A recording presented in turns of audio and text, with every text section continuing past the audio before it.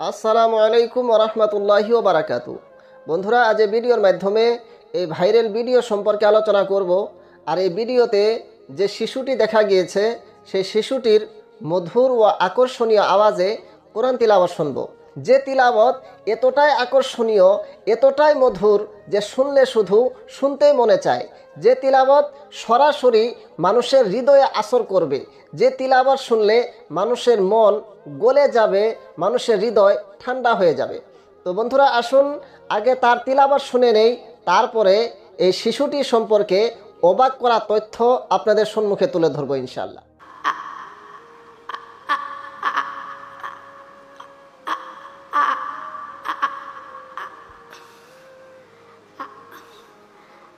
أعوذ بالله من الشيطان الرجيم.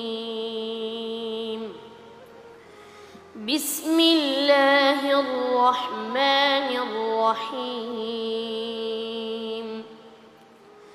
وأما القاسطون فكانوا لجهنم حطبا وأن لو استقاموا على الطريقة لأسقيناهم ماء غدقا. সুবহানাল্লাহ, সুবহানাল্লাহ। এত সুন্দর তিলাওয়াত, এত সুন্দর আওয়াজ যা শুনলে শুধু শোনারই ইচ্ছে করে। বন্ধুরা, আল্লামা ডক্টর ইকবাল লিখে গিয়েছেন, লিখনা नहीं आता तो मेरी जान, पढ़ा कर हो जाएगी तेरी मुश्किल आसान, पढ़ा कर ला रैब तेरी रूह को तस्कीन मिलेगी, ला रैब तेरी रूह को तस्कीन मिलेगी, तो कुर्ब के लम्हात में कुरान पढ़ा कर। বন্ধুরা, এই কোরআন আল্লাহ সুবহানাহু ওয়া তাআলার পক্ষ থেকে নবী মুহাম্মদ রাসূলুল্লাহ সাল্লাল্লাহু আলাইহি ওয়াসাল্লামের উপর নাজিল হওয়া বড় একটি মুজিজা। উম্মতে মুহাম্মদীর জন্য, সমগ্র মানব জাতির জন্য রহমত, বরকত এবং হিদায়াতের একমাত্র জরিয়া হচ্ছে এই কোরআন। তো যতক্ষণ পর্যন্ত আমরা এই কোরআনকে ধরে রাখব, কোরআনের আদর্শই নিজেকে পরিচালিত করব, ততক্ষণ পর্যন্ত আমরা কখনোই পথভ্রষ্ট হব না, আর রহমত ও বরকতেরও আমাদের কোনো কমি হবে না। কিন্তু দুর্ভাগ্যের বিষয় যে আজ আমরা এবং আমাদের সন্তানরা কোরআনের থেকে, কোরআনের তালিম থেকে অনেক দূরে চলে যাচ্ছি। বন্ধুরা, আজ এই ছোট্ট শিশুটি যে এত সুন্দর কোরআন তিলাওয়াত করছে, এত সুন্দর সুর যে তার এই সুর দিয়ে সে বড় বড় কারিদেরকে টক্কর দিতে পারবে, র্যাঙ্কের কারি সাহেবদের সাথে মোকাবেলা করতে পারবে। কিন্তু অবাক করা বিষয়টি হচ্ছে যে এই ছেলেটি কোরআন তিলাওয়াত মাশাআল্লাহ অনেক সুন্দর করেছে, কিন্তু যখন এই ছেলেটি তিলাওয়াত আরম্ভ করেছিল তখন ছেলেটি কয়েকবার আ আ আ বলেছিল, সে আউযুবিল্লাহ বলতে পারছিল না।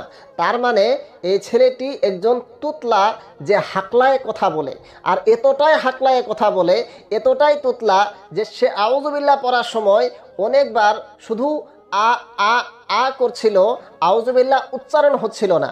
কিন্তু আশ্চর্যের বিষয়, যেই মাত্র আউযুবিল্লাহ পড়া আরম্ভ করে দিয়েছে তারপর আর কোনো অসুবিধা হয় নাই, কোনো রুকাবট হয় নাই, সে সুন্দরভাবে মধুর আওয়াজে কোরআন তিলাওয়াত করে যাচ্ছে। তো বন্ধুরা, এটা নিঃসন্দেহে আল্লাহ সুবহানাহু ওয়া তাআলার একটি দয়া, কোরআনের একটি করিশ্মা। যদি না হতো তাহলে যে ছেলেটি হাকলায় কথা বলে, আউযুবিল্লাহ বলার পূর্বে শুধু আ আ বলে সে 10 সেকেন্ড কাটিয়ে দেয়, কিন্তু পড়ার সময় যখন কোরআন তিলাওয়াত করে তখন তার কোনো অসুবিধা হয় না। তো বন্ধুরা, এর দ্বারা বোঝা যায় যে যদি আমরা পবিত্র কোরআনুল কারীমকে নিজের অন্তরে জায়গা দিতে পারি, নিজের জবানে স্থান দিতে পারি, তাহলে আমাদের অনেক সমস্যা সমাধান হয়ে যাবে। যেভাবে এই ছেলেটি যদিও হাকলায় কথা বলে, যদিও তোতলা, তারপরেও সে যখন কোরআন তিলাওয়াত করছিল তার কোনো রুকাবট, কোনো অসুবিধা হচ্ছিল না। তো যদি কোরআনকে আমরা ধরে রাখি, কোরআনের তালিমকে আমরা ফলো করি, তাহলে নিঃসন্দেহে আমাদের জীবনেও আর কোনো সমস্যা, কোনো রুকাবট, কোনো অসুবিধা থাকবে না ইনশাআল্লাহ তাআলা।